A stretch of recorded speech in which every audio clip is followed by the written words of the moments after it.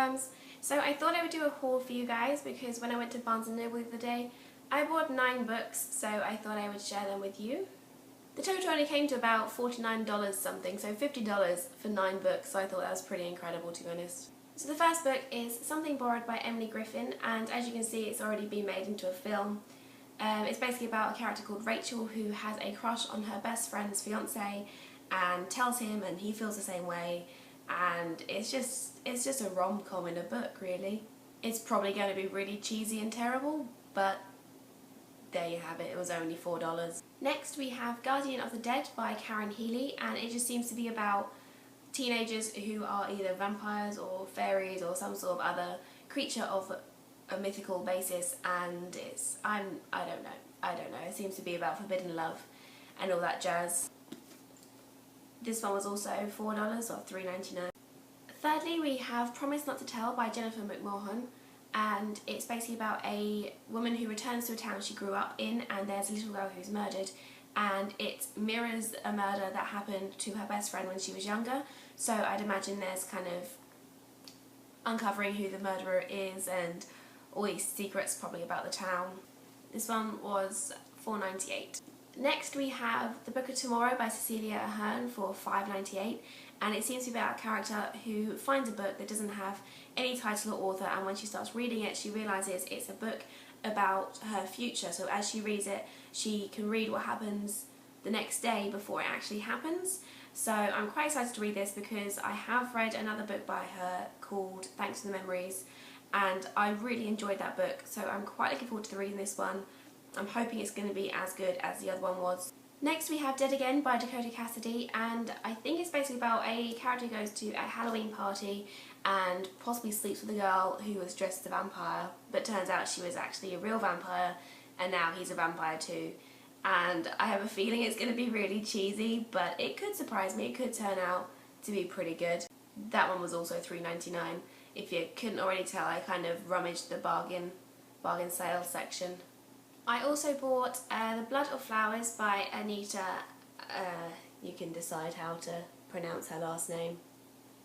And it's based in 17th century Persia, and I think it's about a character whose father dies and goes to work as basically a slave for her uncle and starts designing rugs, and I think she's just really good at it, but she doesn't know whether to kind of give that up to try and find a husband, because obviously in those days it was like looked down on if you didn't have a husband.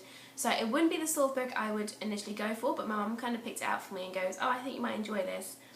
And I don't think I would have picked it up otherwise, but I'm going to give it a go.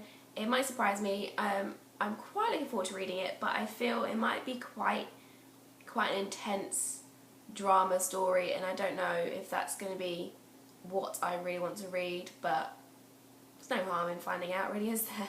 Then I bought Two Rivers by T. Greenwood, and I think it's based in the kind of 1960s, 1970s, and it's about a character who feels really guilty after the death of his wife, and there's a train accident and he kind of rescues a pregnant teenager who's black, and he goes, okay, well, I'm gonna house you in my home, I'm gonna look after you and look after the baby. And I think he's kind of doing it to kind of get some sort of relief from the guilt he feels of the death of his wife.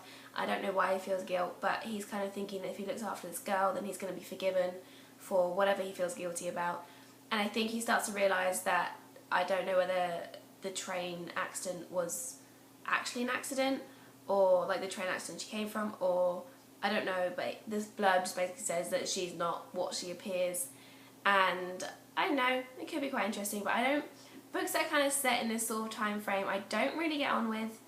I don't know why. We'll find out again. I guess we'll just find out for all these books. Okay, next I bought The Classic Works by F. Scott Fitzgerald, and it was only $7.98, that's like £6 back in England, and look how thick that is. Absolutely incredible. It comes with, it says 2 novels and 19 short stories. The Great Gatsby isn't in here, I hoped it would be, but it wasn't. The 2 novels that it actually has is This Side of Paradise and The Beautiful and Damned. Now, I was thinking of returning this and getting another book from this $8 big collection, but then I kind of figured that I've been wanting to read kind of more classics recently, so why not kind of just give the other books a go. now that I've got it home, there's probably no point returning it. I might as well just read it, to be honest. From that same sort of book collection, I bought The Greatest Adventures of Sherlock Holmes for also $8. It comes with 44 short stories of Sherlock Holmes, and I freaking love Sherlock Holmes stories. I've never actually read a book, a Sherlock Holmes book though. It's pretty shameful, but I'm quite looking forward to it. Though it has incredibly tiny writing, and it's such a big book, so it's probably going to take me like 10 years to actually get through all these stories. Like I said, this came to just under $50, which back in England is about £35, and I think that's pretty incredible considering I got all these books for that. So I'm happy, and I will see you guys soon. Bye.